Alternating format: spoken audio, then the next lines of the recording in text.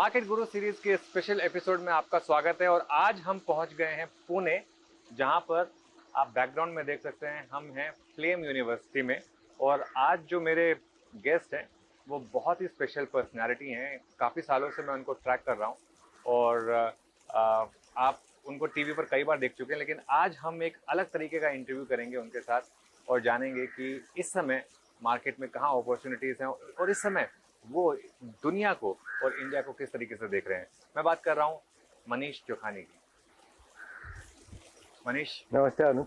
Thank you so much हमको यहाँ invite करने के लिए। नहीं, थैंक यू, आप सब आए यहाँ पे।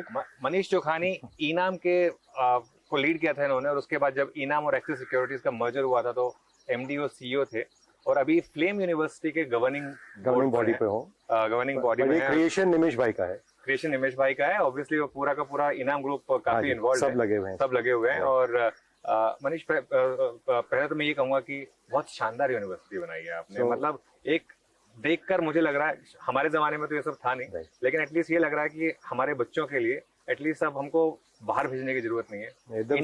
इंडिया में अच्छी यूनिवर्सिटी। निमेश भाई का थॉट वही था जब उन्होंने ये यूनिवर्सिटी चालू की कि इन्वेस्टिंग में जैसे हम काफी दृष्टिकोण से चीजों को देखते हैं, तो जो लिबरल आर्ट्स जो अमेरिका में काफी पॉपुलर है कि क्यों ना उस तरीके के एजुकेशन को यहाँ प्रोवाइड किया जाए।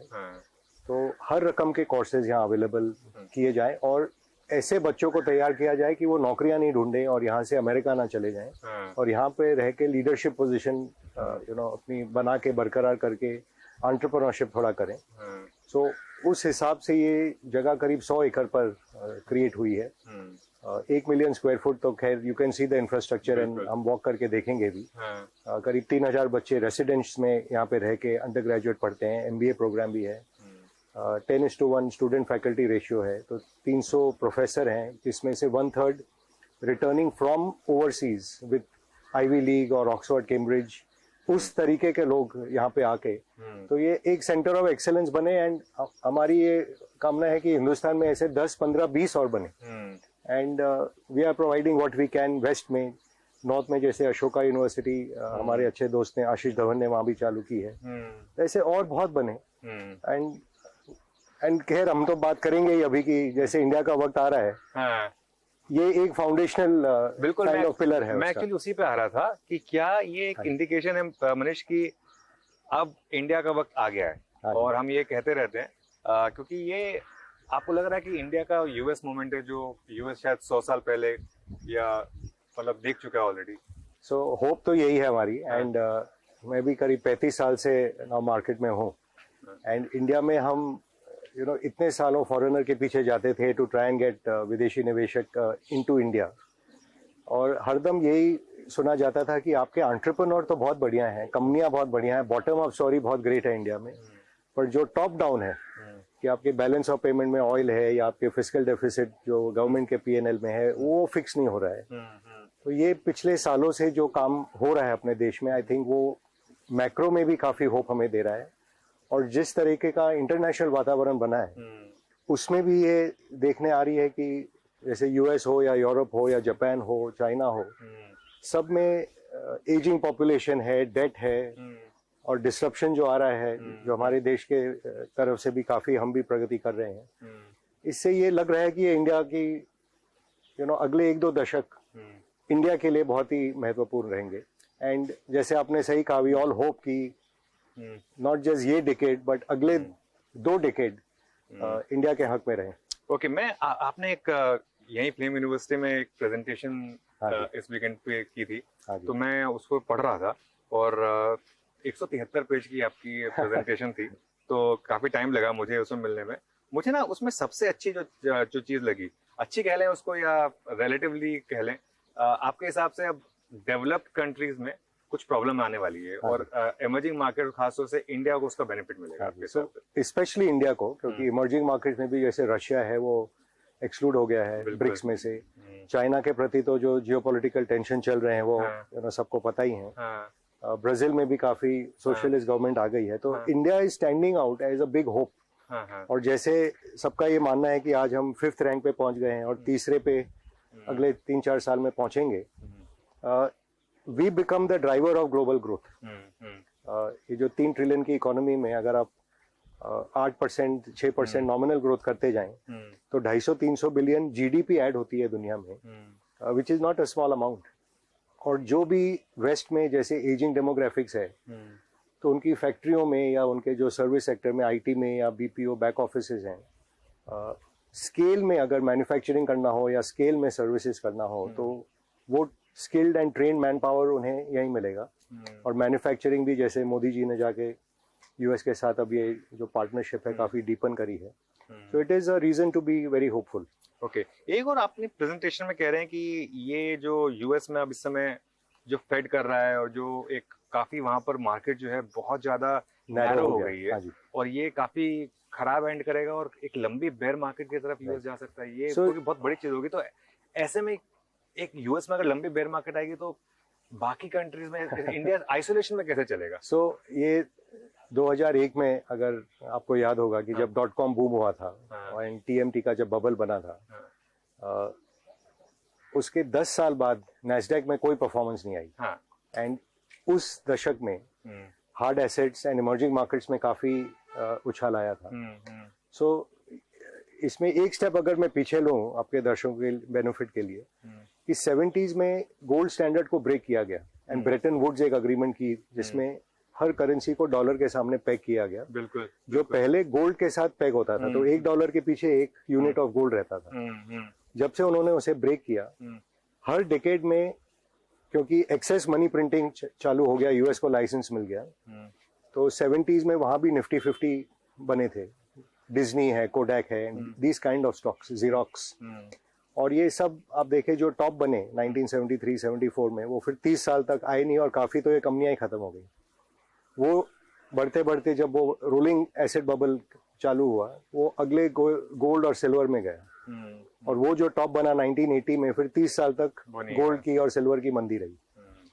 वो बढ़ते बढ़ते आगे बढ़ा तो 87-88 में ताइवान, जापान में जो टॉप बना, वो आज आप देख रहे हैं 35 साल बाद Japan is coming back to that number.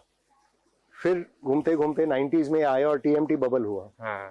सो इस प्रकार की जो रोलिंग बबल्स हैं, जिसके हम बेनिफिशियरी थे 2001 से 2010 वाज इमर्जिंग मार्केट्स, कमोडिटीज, वो साइकिल रिपीट होने जा रहे हैं।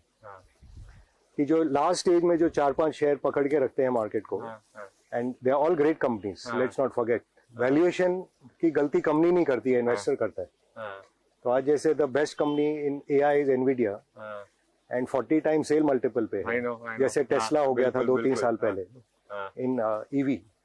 तो भाव अगर हम गलती करते हैं, बबल क्रिएट करते हैं, तो market is always self correcting. ये आपके हिसाब से एक नियर टर्म, एक लॉन्ग टर्म टॉप बनने की तैयारी हो रही है। Always a bubble is founded in a truth, कि ये फ्यूचर है यहाँ पे। बट उसको हम जब एक्सेस खींच के भाव गलत करते हैं, देन द इन्वेस्टर सफर्स। कि जो TMT के बबल में भी जो शेयर घटे थे 2001 में, कंपनियां तो सॉलिड थी, वहीं से गूगल और अमेजोन निकले। बिल्कुल बिल्कुल, तो उसमें एक दो ही रह जाती हैं, उसके बाद बाकी सारी की सारी जो है, इवन इंडिया में भी ये प्रोसेस हमने देखा था। एग्जैक्टली, वो सब सिल्वर लाइन वगैरह कहीं नहीं है, वो कंपनी नहीं है, और इन्फोसिस, TCS सब आगे बढ़ते रहे। बिल्कुल, तो कंपनियां ठीक है। और अगर जैसे मार्क फेबर का बहुत बढ़िया कहना है कि बिगिनिंग ऑफ द साइकिल में प्रमोटर के पास विजन होता है और इन्वेस्टर के पास पैसा होता है, और एंड ऑफ साइकिल में इन्वेस्टर के पास विजन होता है और प्रमोटर के पास पैसा चले जाता है। बिल्कुल, चलिए तो एक काम करते हैं, अब यहाँ से चलेंगे हम थोड़ा दूसरी जगह चलेंगे, क्योंकि यूनिवर्सिटी इतनी बड़ी है, हमने सोचा यहाँ से शुरुआत करेंगे। अब हम जाएंगे एक और स्पेशल लोकेशन में, तो चलते हैं अब उस लोकेशन में और इस बातचीत को कंटिन्यू करते हैं।